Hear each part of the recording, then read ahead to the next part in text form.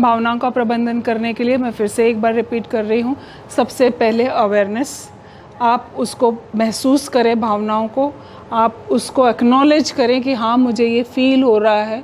उससे कॉन्फ्लिक्ट, लड़ाई झगड़ा, उससे भागना ये नहीं करना है। फील करने के बाद उसको लेबल करना है कि एग्जैक्टली मुझे क्या फील हो रहा है, उसको नाम देना है। अच्छा, बुरा और ख़राब और गुस्से के अलावा उसको नाम देना है। और जैसे ही आप नाम देंगे उसके बाद अपने को ये पूछना है कि ये कौन सा विचार आ रहा है जिसकी वजह से मैं ये फील कर रहा हूँ। क्योंकि मैंने आपको पहले भी बताया था कि विचार से ही आपकी भावनाएं प्रभावित हो रही है। और उसके बाद मैं क्या कर सकता हूँ इसके लिए, ठीक है, ये करना है। आपको लिख लेना है, बोल लेना है, एक्सरसाइज है, व्यायाम है, माइंडफुलनेस है। आपको ये प्रैक्टिस करनी है डे टू डे लाइफ में, जीवन में अपने।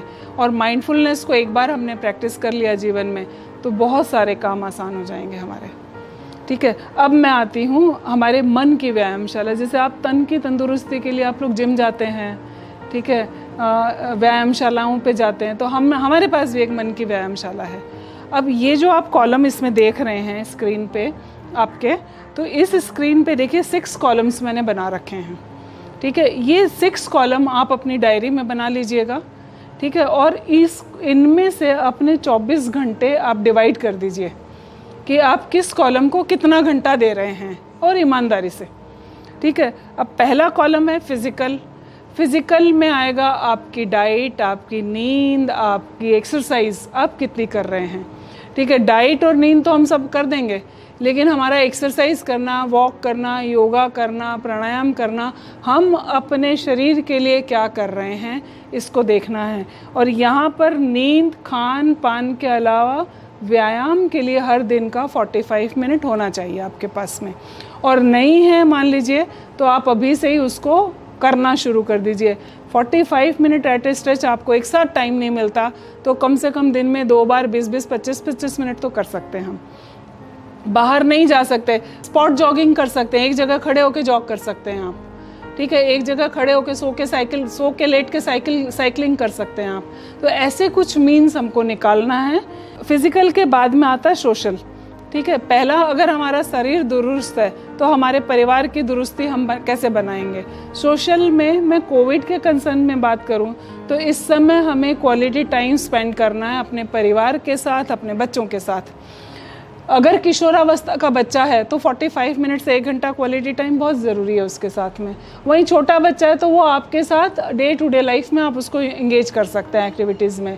वहीं आप दूसरे अपने मित्रों से, अपने परिजनों से आप फ़ोन पे, व्हाट्सएप पे, वीडियो कॉलिंग के ज़रिए आप ज़रूर उनसे बात करिए।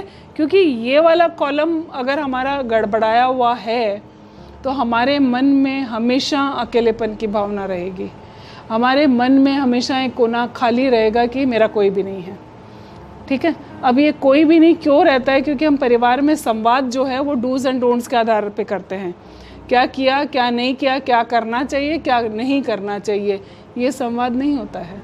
संवाद होता है उनके लेवल पर जाकर अपनी चीज़ें शेयर करना, उनसे पूछना, शेयरिंग ज़्यादा से ज़्यादा वो करेंगे तब आपकी सोशल बॉन्डिंग लोगों से अच्छी होगी, ठीक है। और ये दोनों अच्छे तो हमारा वर्क, अब मैं इस कॉलम को देखूंगी वर्क वाला कॉलम, तो मेरे ख्याल से सबका बहुत ज़्यादा भरा हुआ आएगा इस समय। तो कोई बोलेगा मैं 18 घंटे काम कर रहा हूँ, कोई बोलेगा मैं 16 घंटे काम कर रहा हूँ, कोई बोलेगा मैं 9 घंटे काम कर रहा हूँ। लेकिन हम इसको बैलेंस करना, हमको वर्क लाइफ को, पर्सनल लाइफ को, सोशल लाइफ को बैलेंस करके जीना हमको। तो अगर हम वर्क को हम अपनी प्रायोरिटीज़ डिसाइड करके माइंडफुलनेस के साथ काम करें तो जो काम आप 15 घंटे में, 12 घंटे में कर रहे हैं वो काम 8 घंटे में हो जाएगा, बिना त्रुटियों के हो जाएगा। आप एनालाइज करिए कि हम गैजेट्स में कितना टाइम स्पेंड करते हैं अपना। व्हाट्सएप चेक करने में एक एशिया में रिसर्च हुई है कि ऑन एन एवरेज हर व्यक्ति 6 घंटा स्क्रीन टाइम बिता रहा है।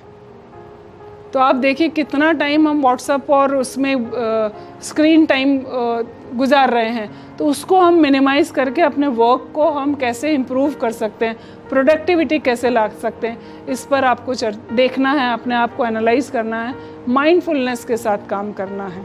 ब्रेक ले लेके करिए काम को, लेकिन माइंडफुलनेस के साथ करिए। लर्निंग को अगर हम देखते हैं तो अभी जो चैलेंज हम सबके मैक्सिमम लोगों के सामने ये आया कि हमारी जब कार्य प्रणाली बदली तो हम सब गैजेट्स के थ्रू, लैपटॉप के थ्रू, दूसरे ये जूम, वेबएक्स, पता नहीं कितने कितने संसाधनों के ज़रिए हम काम कर रहे हैं, लेकिन हम में से आधे से ज़्यादा लोग इससे परिचित ही नहीं थे। पहले हमें सीखना पड़ा, ये स्ट्रेस बिल्डिंग का कारण था एक। ठीक है, तो अगर हमारी ये लर्निंग सतत रहती कि हम सतत कुछ ना कुछ नया सीख रहे होते तो शायद स्ट्रेस कम होता हमारे। तो हमेशा ये ध्यान रखना है, हर दिन हमको कुछ ना कुछ ऐसा नया सीखना है जिससे हमारा माइंड एक्टिव रहे। हमारी उम्र में आके हम लोग ये सोच के छोड़ देते हैं कि बहुत सीख लिया, अब क्या सीखना, हमको काम बहुत अच्छा चल रहा है। ये नहीं होगा, आप कुछ ना कुछ सीखते रहिए। अभी ये तो बहुत बेस्ट टाइम है अपने लर्निंग के लिए।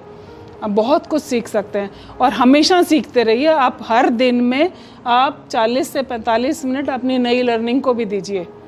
इन चारों के साथ साथ ये जो लेजर मैंने लिखा है ना, ये होता है मी टाइम।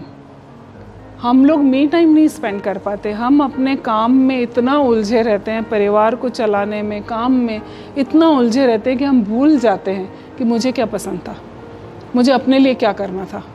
ठीक है, तो ये जो भूलना है ना, ये हमारे लिए बहुत बड़े प्रॉब्लम का कारण होता है। हमारे मन में बहुत सारी व्याधियाँ उत्पन्न होती है इससे। ठीक है, तो यहाँ पर आज से आप मी टाइम स्पेंड करना शुरू करिए। अब मी टाइम मतलब सिर्फ और सिर्फ मेरे लिए, सिर्फ वही कार्य जो मुझे बहुत पसंद है, जो मुझे सुकून देता है। कोई भी काम हो सकता है, आपके हिसाब से आप कोई भी काम चुनिए, लेकिन हर दिन प्लीज़ उसको 45 मिनट आप उसको ज़रूर दीजिए। मन से ये संताप देखना। आप 21वें दिन अगर आप देखोगे, 21 दिन की एक्सरसाइज दे रही हूँ मैं कॉलम बना के, 21वें दिन देखिए आज जो इमोशन का थर्मामीटर है वो, और 21वें दिन आपका इमोशन का थर्मामीटर कहाँ जाता है ये आपको खुद दिख जाएगा। जैसे ही आप मी टाइम अपना स्पेंड करना शुरू कर देंगे ना, तो अपने मन में जो ये रहता है ना, दिन भर मुझे दूसरों के लिए करना है, दिन भर मैं काम करती हूँ, परिवार के लिए काम कर रही हूँ, इसके लिए काम कर रही हूँ, उस दिन वो चीज़ें आपके मन में ख़त्म हो जाएगी। और मेरे लिए कोई नहीं देखता, मेरे को कोई नहीं पूछता। कोई पूछेगा कब? जब आप खुद अपने आप को पूछेंगे तब। तो आप अपनी केयर करना, अपने आप को पूछना, अपने शरीर के केयर करना, अपने मन के केयर करने के लिए अपना मी टाइम स्पेंड करना, ये मस्ट कर लीजिए। मानसिक स्वास्थ्य पर बहुत अच्छा प्रभाव पड़ेगा इसका। और ये इमोशन लास्ट का कॉलम है, ये 21वें दिन आप देखिएगा। आज जितने इमोशन आप नेगेटिव लिख रहे हैं, क्या 21वें दिन उतने ही बचते हैं क्या? और 21 दिन तक अगर अपन ने ये एक्सरसाइज कंटिन्यू कर ली तो माइंड कंडीशन हो जाएगा, ऑटोमेटिकली आपके काम खुद ब खुद होते चले जाएंगे, आपको अलग से प्रयास करने की ज़रूरत नहीं पड़ेगी। सो इसी के साथ मैं आशा करती हूँ कि आप ये एक्सरसाइज अपने जीवन में रोज़ करेंगे। लास्ट मैं आपसे शेयर करना चाहती हूँ कि ये जो समय है कोविड-19, ये अस्थायी है, तो इसको अस्थायी जैसे ही डील करें कि आज है कल बीत जाएगा। ठीक है, ये परमानेंट नहीं है हमारे लिए। ठीक है, आप अपनी, जैसा अब हमने बहुत सारी चीज़ें डिस्कस की है, अपनी भय, चिंता, अपने अवसाद, अपनी समस्याओं के लिए हम खुद जिम्मेदार है, ना तो स्थिति जिम्मेदार है, ना कोई दूसरा व्यक्ति हो, ना परिस्थिति। तो उसकी जिम्मेदारी लेकर उसको ठीक करने की कोशिश करें, उसमें परिवर्तन लाने की कोशिश करनी है।